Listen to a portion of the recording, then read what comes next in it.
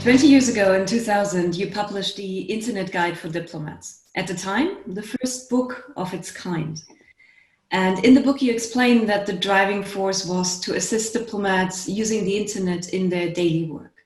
And in the book, you combine technical aspects with specific use cases, and then also broader reflections on diplomacy and the internet. I think 20 years is a great time to look back and reflect. At the same time, a lot of things have changed in 20 years. I mean, just two things come to mind: mobile phones, smartphones, and social media. So I think, however, there's always continuity and change. So I think this is a good place to start. Looking back over the past 20 years, what points seem as relevant today as they have been 20 years ago? What do you think? Continuity and change is a dynamic of this evolution of diplomacy. And I would go even further in history, maybe 2 centuries or since the start of diplomacy, when our far predecessors realized that it was better to negotiate than to kill each other.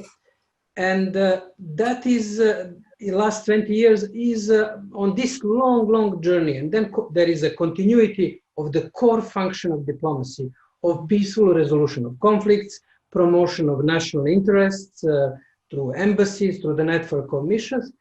And there is definitely a change in the way how it is done. Now, one shouldn't overestimate this change. We have new tools, but still there are old traditional diplomatic tools of negotiation, persuasion, personal engagement. Yes, I would like to take a different stance from what Jovan said, looking back 20 years ago, in the sense that I completely agree, of course, but I would like to mention why we decided to write this book 20 years ago.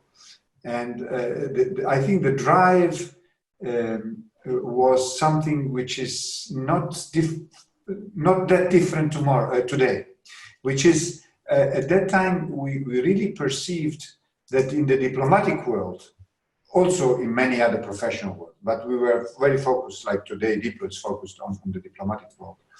There was really a big need to understand what was going on in the profession, not only in the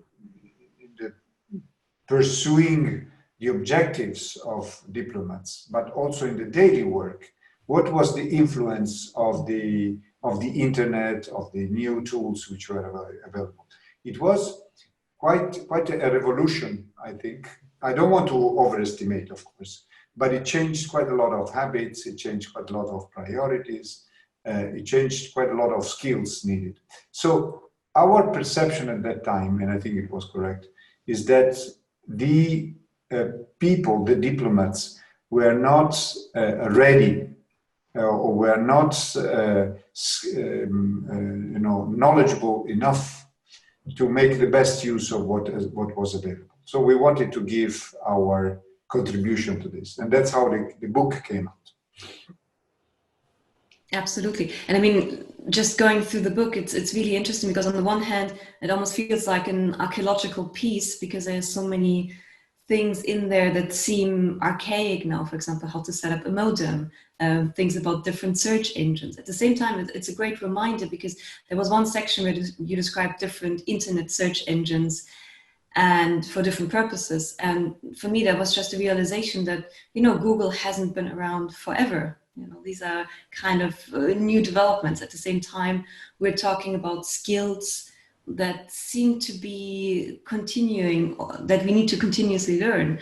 For example, in the book, you speak about ICT literacy skills for diplomats. And obviously the demands were different 20 years ago. But I think the need to develop these skills, for example, how to find information, how to critically evaluate information, how to deal with fake news, these kind of demands are as big, I would say, as they were 20 years ago. Obviously, the technology has changed, but the need for that kind of training and understanding is growing as the technology is growing. I was wondering if you were to guide diplomats today, what would you do differently? What would you emphasize differently? I think the principles didn't change. The tools changed quite a lot. Mm-hmm. And there was a major change, then we can go deeper in this, in the let's say, in the promotion, what we called at that time the promotion, which today I would say the digital marketing. That's completely different. Mm-hmm. In the sense that, you know, the accents 20 years ago and the big problem were the websites. You know, today it's something which is taken for granted. You know, you must have a website. But there is a very interesting graph, and I'm glad that we put some numbers at that time, where you can see the percentage of missions which had a website for different countries. You know, and there were very low percentages. The highest was at the time France, with more than 50%. Then was Italy with 30%. Mm-hmm. And then, so today it's nearly 100% with websites. So just, you have to know what was then to understand what's going on today. I think that's important. That's why it has still a value. That's why it's not a celebration of, you know, to all the authors that for Diplo. Yes, Diplo has a meaning because it proves that there is a tradition and a knowledge which doesn't come from today. It comes from when it all started, let's say, especially in IT. But it's also to know where we come from, to understand why we are today in a certain way, and maybe to imagine what is going to be in the future. Over the last 20 years, one of the trends which was clear was sudden over-enthusiasm about latest technology and the latest, latest importance of data, information, knowledge, and wisdom. And there was some sort of sleepwalking of the global profession, not only diplomacy, that data, more information will lead to more information, which will lead to more knowledge, and in turn to more wisdom. What we are realizing today is that we have unprecedented quantity of data available to all of us, information tools, but not necessarily transferred into the wisdom of solving the problems, which is ultimately the aim of diplomacy. Therefore, one lesson from the last 20 years is to use these fantastic tools, but to be always aware of the core function of diplomacy and limits of technology. Technology is not going to provide us with wisdom.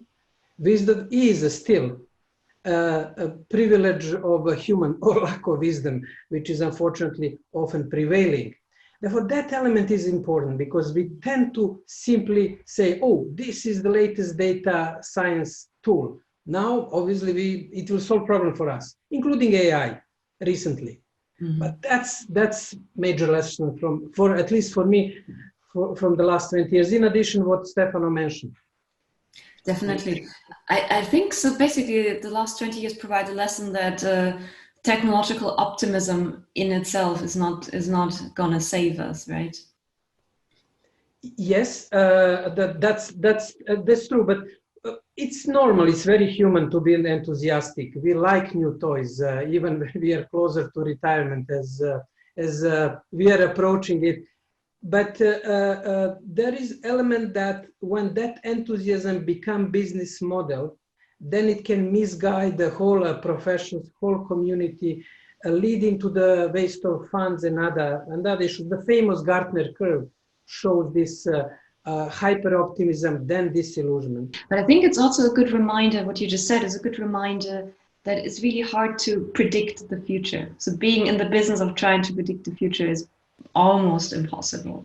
If I can intervene on the prediction of future, whatever we will have in the future in terms of available tools, they are one way or another related to what has been used and developed in the past. I mean, we had the mail, and then from the mail we went to the blogs, and then we went to Twitter. They are completely different things, but there are relations to this. In the sense, and here I come to the issue of skills, that if you don't develop in time certain skills with certain tools, it will be more difficult for you to adapt to the new tools that will be developed. So it's a continuity. You cannot jump in. Of course, it's less, let's say, less sensitive than it was 20 years ago. 20 years ago, it was a jump for many diplomats, for example, jump in. Now you have, you know, the digital generation, you call it as you want. There are many definitions of these generations. Of course, they are coming with their backlog of knowledge already. But this doesn't mean that they know how to apply or how to make the best use of these tools in the profession. I do want to kind of ask, is there anything that kind of surprised you in the past 20 years? Anything you think, I wish or we wish we would have seen this 20 years ago to kind of put in our guide? Anything, any developments that really changed things that you couldn't see in 2000 that are now so prominent? Jovan, is there anything that comes to mind? Well, for me, the most structural impact on diplomacy was the arrival of Wi-Fi technology into the conference rooms. That is completely under research, and unfortunately, academia focuses mainly on Twitter diplomacy, what is fancy lately, but arrival of simple Wi-Fi tool has changed diplomacy substantively for a few reasons. First, half of the people attending the meetings may be somewhere else browsing the net or booking the restaurant for the evening or doing some personal things. I often do the test, how many people are cognitively present in the room, although they sit physically in the room. Second, it provided suddenly negotiators with direct access to their people back home. You don't need to go to the embassy or to mission to wait for cable giving you instruction, which has many positive but also negative aspects. It also opened diplomacy to more scrutiny, more transparency, more inclusion. And generally speaking, this was a positive development, but with some negative aspects as well, especially on the risk that people who are broadcasted with Wi-Fi may speak more to their audience back home than to their interlocutor across the table. Therefore, that arrival of Wi-Fi in conference room, and with Wi-Fi, obviously, Twitter, social media, and what Wi-Fi enables, is probably something that we couldn't predict in 20 years ago, but it has made a more structural and substantive impact on the way diplomacy is conducted. I would even argue more than Twitter and Facebook and social media. If I can just exchange for you an old souvenir of Wi-Fi, which is good. I agree with Jovan. Really, we could not imagine in 2000 that the Wi-Fi was, you know, there to come and quite make many changes. But I can tell you that even every change that took place in the diplomatic activity, it was a hard one. It was not smooth.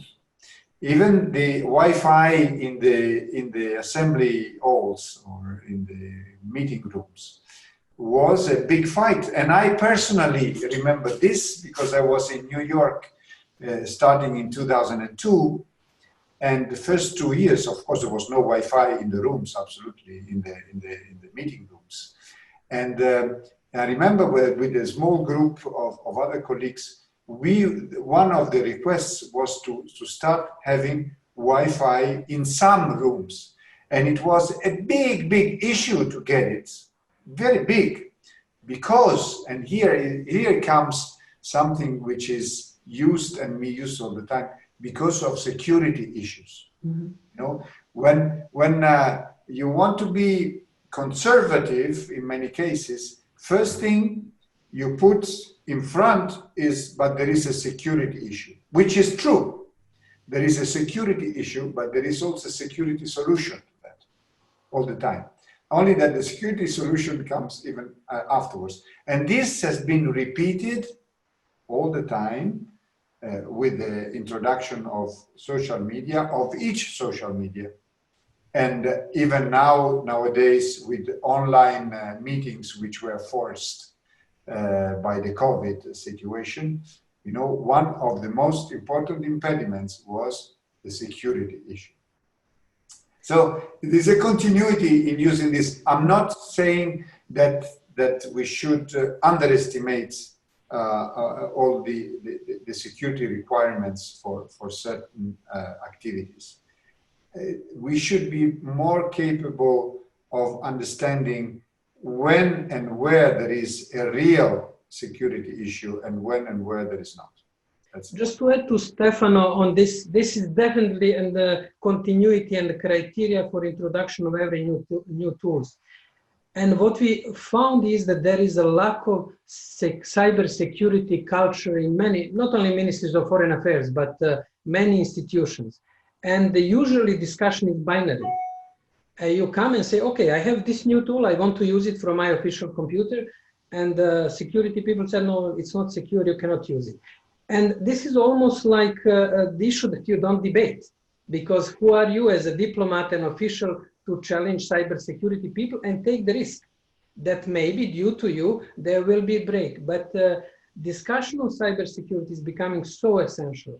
And as Stefano mentioned, it should be supported by cybersecurity culture by saying, okay, first, we don't have a 100% secure technology. What is the risk that we are ready to tolerate? And how we deal with this risk? That, as far as we know, doesn't exist in many institutions. And the COVID crisis and arrival on online meeting platform was in a way X-ray and showed so clearly lack of cybersecurity culture. One question I really would like to ask you is about the future of diplomacy. So I think the only way we can understand the future is by looking to the past and the present. And on the one hand, you highlighted continuity, you also highlighted change. And I think some of these discussions really have become heightened due to the COVID-19 crisis. But if you were to look 20 years ahead into the profession of diplomacy in relation to new technology and the internet, what do you foresee? What is your, so to speak, prediction for the next 20 years?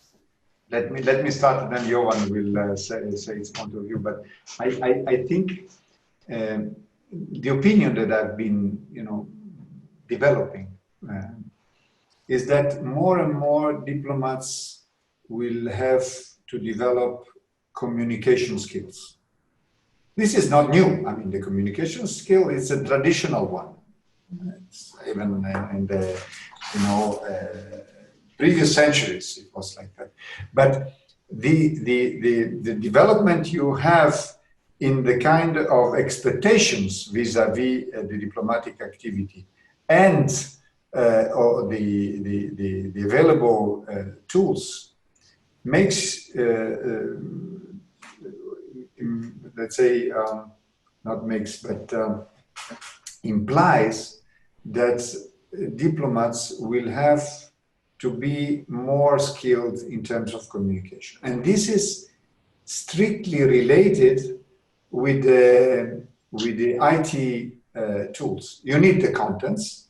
I always take for granted that what you're going to communicate is something which is valuable. It can be your country, it can be your economy, it can be your political position, it can be the assistance to your community. There is contents, there is a good reason, there is some, I mean, the good you want to sell, it's a good one, But in order to communicate all this, you will have to be more and more effective in the usage of the proper tools. That's why I go back to the digital marketing we were saying before. Today, it's not only that you have a wide array of tools, of instruments that you can use, but also behind every instrument you have a different logic, and you have different ways to be more effective. If you don't know about this, you will spend a lot of time for getting little results. Definitely on this point from Stefano, what is the key is to increase the culture and understanding of technology. Therefore, next time when somebody can say, come with the latest AI tool, you ask at least reasonable questions. This is extremely important. You may not know technology, but you basically ask, what is it for? How it can be used? What is the future of it? I think that diplomacy and diplomats have to go deeper in understanding it.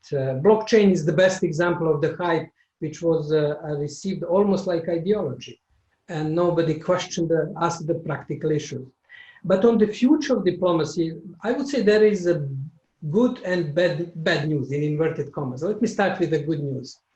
For diplomats and diplomacy, we will need more diplomacy than in the past. And the reason is that the world is becoming interdependent through the technology, through, unfortunately, spread of viruses, through the economy, and through other elements. Many conflicts in the world have to be managed through negotiation and understanding the other side. Even if the one side is much more powerful and can drop the bombs do not provide solution for the bits and bytes.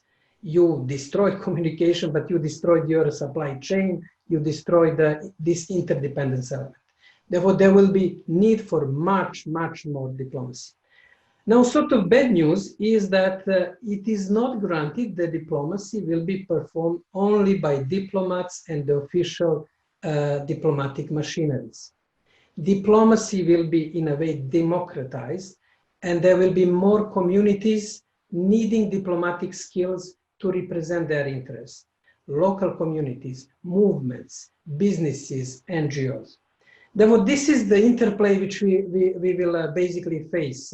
Need for more diplomacy, but performing different way by, to some extent, different people, while keeping traditional diplomacy as a backbone, especially of the international system. Thank you, Stefano and Jovan, for these insightful reflections on the Internet Guide for Diplomats, on the past 20 years, the present, and the next 20 years. What are the next steps? You can consult the book, Internet Guide for Diplomats. You can follow the timeline and the things we have prepared for the 20th anniversary on our website.